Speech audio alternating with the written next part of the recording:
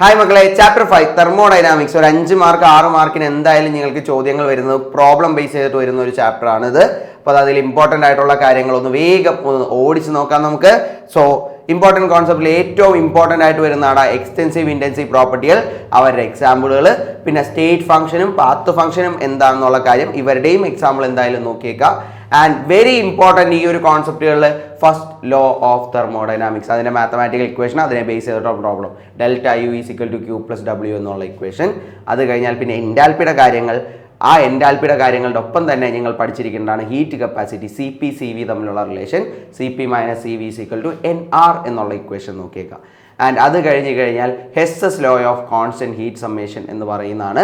ആ Hess's law of constant heat summation base ചെയ്തിട്ട് വരുന്നതാണ് ബോൺ ഹേബർ സൈക്കിൾ വരയ്ക്കാൻ, NaClയുടെ ബോൺ ഹേബർ സൈക്കിൾ വരയ്ക്കാനുള്ളത്.